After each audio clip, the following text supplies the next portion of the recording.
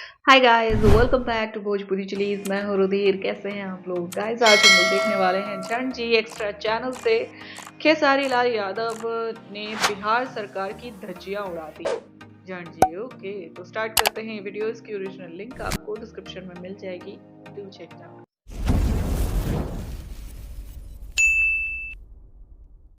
हमारे नेता अपना इलाज कराने के लिए बॉम्बे जाते हैं, विदेश जाते हैं, तो ये बताइए जब ये अपने इलाज के लिए अस्पताल नहीं खुलवाए तो हमारे इलाज के लिए कहां से खुलवा पाएंगे?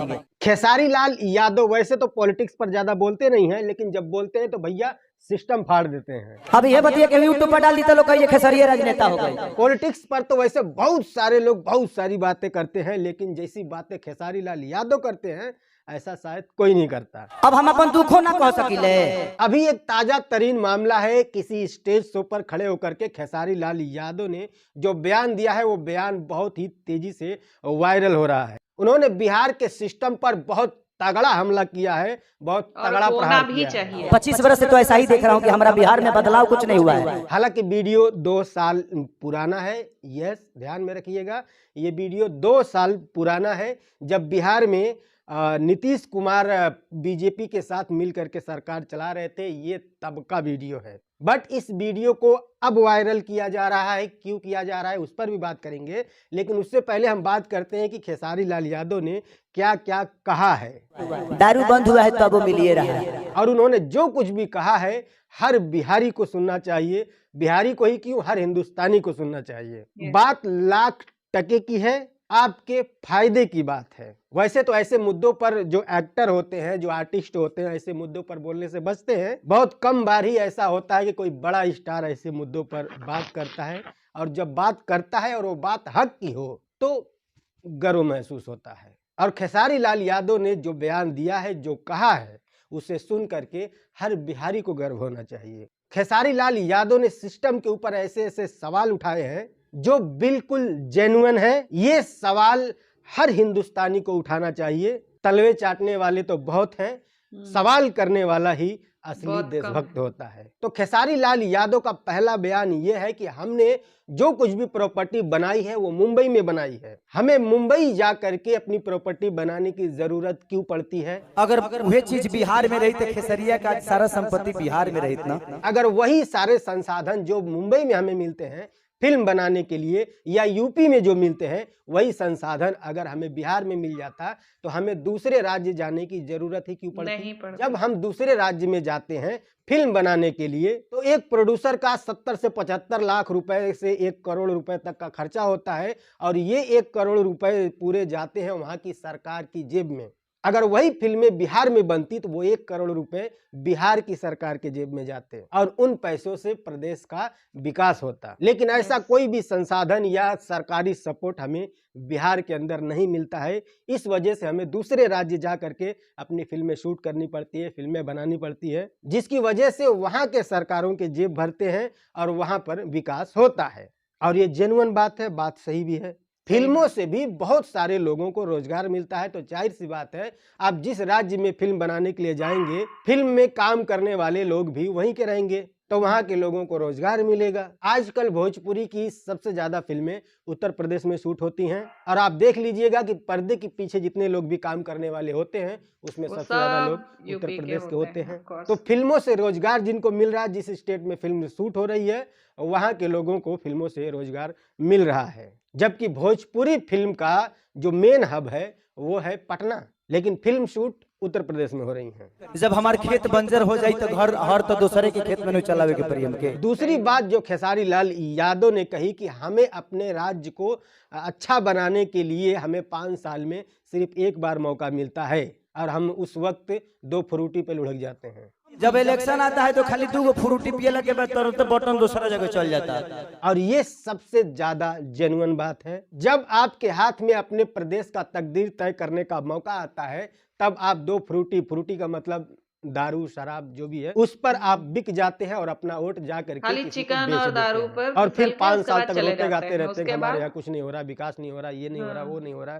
तो गलती तो आपकी है ना। सबसे पहले एक दिन की खुशी को मारना पड़ेगा अगर आपको पूरे जीवन की खुशी लेना है। तीसरी बात खेसारी लाल यादव ने जो सबसे अच्छा मुद्दा उठाया वो ये कि हमारे यहाँ कोई रोजगार नहीं है, फैक्ट्रियां नहीं है, जिसकी वजह से हमारे यहाँ के मजदूरों को बाहर जा करके काम करना पड़ता है, किसी दूसरे राज्य में या किसी दूसरे देश में। तो जब हमारे पास अपना वर्क होता, हमारे पास फैक्ट्रियां होती, हमें दूसरों से परमिशन लेनी पड़ती है अपने खुद के परिवार में आने के लिए। हमें दीपावली मनाने के लिए किसी का परमिशन लेना पड़ता है। छठ हो, दिवाली हो, किसी भी पर्व पर अगर हमें घर जाना होता है तो हमें दूसरों का हाथ पांव जोड़ना पड़ता है एक आजाद देश में। तो हमें तो त्योहार मनाने की भी आजादी नहीं मिलती है। ऐसे राज्य में हम पैदा हो गए हैं। आगे खेसारी लाल यादव ने कहा कि अगर मिल या फैक्ट्रियां हमारे अपने राज्य में होती तो लोगों को मजबूरन तो कम से कम बाहर जाकर के कमाने की जरूरत नहीं पड़ती। जो लोग खुशी से जाते हैं वो जाएं, लेकिन जो लोग मजबूरी में जाते हैं उन्हें मजबूर तो नहीं होना पड़ता। जो महिलाएं अपने पति की आस में घर में अकेली बैठी रहती हैं 2-2 साल 1-1 साल तक, उन्हें मजबूर नहीं होना पड़ता अपने ही पति से मिलने के लिए। ये अपने पति के लिए तरसती नहीं कि होली में आएंगे तो दीपावली में आएंगे। तो खेसारी लाल यादव ने जितने भी सवाल उठाए हैं वो जेन्युइन हैं। जरूरी है हर हिंदुस्तानी को ऐसे सरकार से सवाल करते रहना चाहिए। जब तक सरकारों को नींद से नहीं जगाओगे वो घंटा कुछ नहीं करने वाले हैं। क्यों करेंगे भाई? कोई भी सरकार जो है ना आपका प्रदेश या आपका देश बनाने नहीं आई है, वो जस्ट एक कंपनी है। जिस कंपनी को आपने अपना राज्य चलाने के लिए दिया है कॉन्ट्रैक्ट पर कि हाँ 5 साल तक आपको हमारा प्रदेश चलाना है, और जो पार्टियां होती हैं पॉलिटिकल पार्टियां वो जस्ट एक कंपनी है, उनको अपने प्रॉफिट से मतलब है। वो कोई भी 1000 करोड़ का टेंडर पास करेंगी तो वो सोचेंगी कि 10 करोड़ में ही निपट जाए, बाकी अपना मुनाफा। तो पार्टी कोई भी हो वो सिर्फ कंपनी है, कॉन्ट्रैक्ट पर देश चला रही है या प्रदेश चला रही है, उसको सिर्फ अपने फायदे से मतलब है। कॉन्ट्रैक्ट आपने दिया है तो आपको कदम कदम पे पूछना होगा कि ये ऐसे कैसे नहीं हो रहा है, वो क्यों लेट हो रहा है, ये क्यों नहीं हो रहा है। जब आप उंगली करेंगे तभी वो काम करेंगे, अन्यथा आप अपना घर किसी को कॉन्ट्रैक्ट पर अगर बनाने के लिए देते हो तो आप बोलते हो ना कि भाई ये ऐसे बनाओ, वैसे बनाओ, ये क्यों नहीं हो रहा, वो क्यों नहीं हो रहा, ये इतना लेट क्यों हो रहा है, ये ऐसे क्यों हो रहा है, बोलते हो ना। तो जब आप पूरा प्रदेश या पूरा देश ही किसी को कॉन्ट्रैक्ट पर दे दिए हो तो आप क्यों नहीं पूछते हो भाई?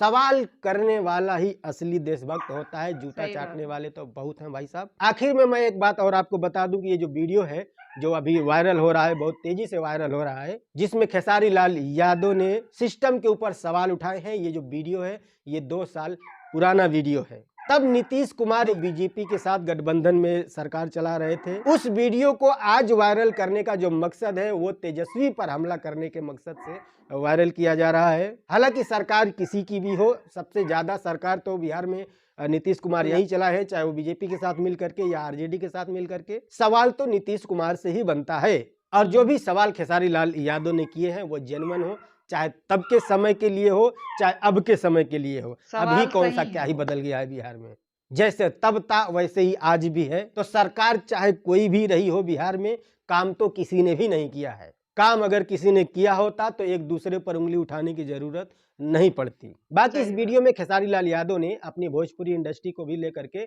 बहुत सारे सवाल उठाए हैं, उस पर हम फिर किसी वीडियो में बात करेंगे। फिलहाल आज के लिए इतना ही। दबा के शेयर कीजिएगा, मिलते हैं अगली वीडियो में, तब तक के लिए बाय। लाइक करके जाना यार। ऑफ कोर्स देखो, पता है क्या, हमें ना आदत पड़ गई, डर्रे की ना आदत पड़ गई है।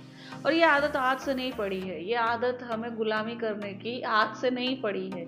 ये आदत हमारी जनरेशन्स में है, ये आदत हमारी जनरेशन्स में है। ये आदत हमारी अंग्रेजों मुगलों के टाइम से है, ठीक है। मुगलों से पहले जो टाइम था वो था आज़ाद, ठीक है, स्वतंत्र भारत, स्वतंत्र आर्यवर्त, ठीक है, वो था आज़ाद।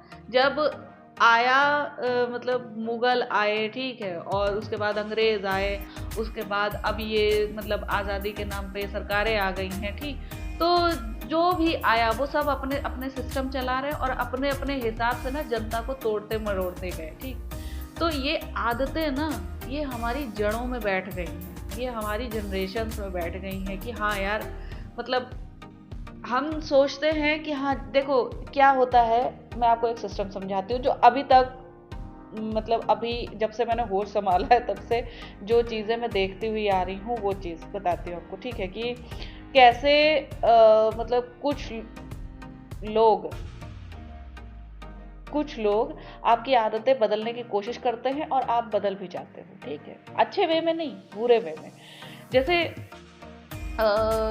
पूरे 5 साल, ठीक है, पूरे 5 साल तक किसी को घंटा फर्क नहीं पड़ता है कि सड़क बनी है कि नहीं बनी है, स्कूल बना है कि नहीं बना है, हॉस्पिटल खुला है कि नहीं खुला है, उस हॉस्पिटल में डॉक्टर हैं या नहीं है, उस हॉस्पिटल में नर्सें हैं या नहीं है, उस हॉस्पिटल में साफ सफाई है या नहीं है, उस हॉस्पिटल में दवाइयाँ अवेलेबल हैं या नहीं है, उस हॉस्पिटल में इमरजेंसी की सारी सुविधाएं मतलब उपलब्ध हैं या नहीं है, कोई नहीं देखता। लिटरली कोई नहीं देखता है, मैं जनता की बात कर रही हूँ, कोई नहीं देखता है, ठीक है। सिर्फ कोसते रहते हैं, बस सरकार को सिर्फ कोसते रहते हैं पूरे 5 साल, ठीक है। और उन 5 सालों में सिर्फ 1 महीना जब इलेक्शन का रह जाता है ना, इलेक्शन का 1 महीना, उस टाइम पे आप तेजी देखो, उस टाइम पे आपको पूरा बिजली मिलेगा, बहुत बढ़िया बिजली मिल रही होगी उस 1 महीने में। 1 महीने की स्ट्रैटेजी बता रही हूँ आपको, ठीक है।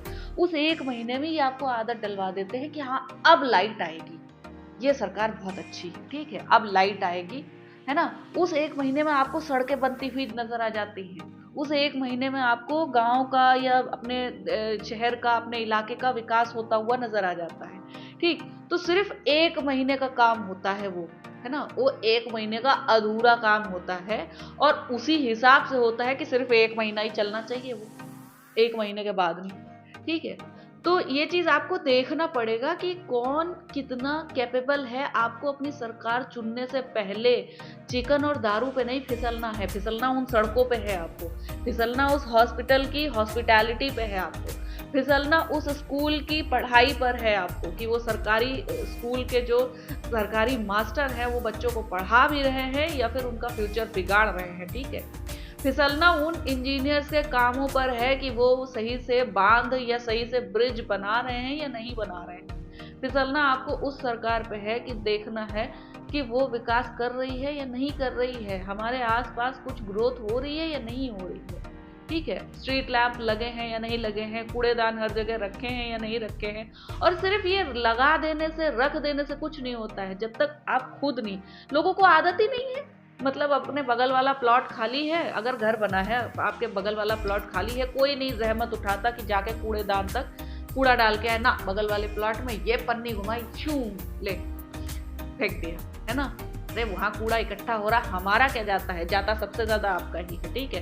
पहली बात, आपके मकान के साइड की दीवार जो होती है पूरी खराब हो जाती है, पानी भर जाता है, सीलन सबसे ज्यादा आपके यहाँ आती है, उस सीलन से आपके घर में दीमक लगती है, उसी सीलन से, उसी पानी भरे हुए उसी कीड़े से, उसी कूड़े से आपके यहाँ कीड़े मकोड़े मक्खी मच्छर सब आते हैं, डेंगू मलेरिया हैजा कॉलरा पता नहीं कितनी बीमारियां फैलती हैं, ठीक है। ये बीमारियां लेकर आप उस हॉस्पिटल में जाते हो जिस हॉस्पिटल में सुविधाएं नहीं उपलब्ध है, और वहां से वापस और सारी बीमारियां लेकर चले आते हो। वो बीमारी जो ठीक कराने गए थे वो तो ठीक ही हो जाती हैं दवाइयां लेकर, लेकिन वहां की गंदगी से आपको दूसरी बीमारी और पकड़ेगी। ये होती है साइकिल, ठीक है। जब तक आप खुद नहीं सुधरोगे सरकार नहीं सुधरने वाली, ठीक है। मैं बोलती हूँ नेक्स्ट वीडियो में।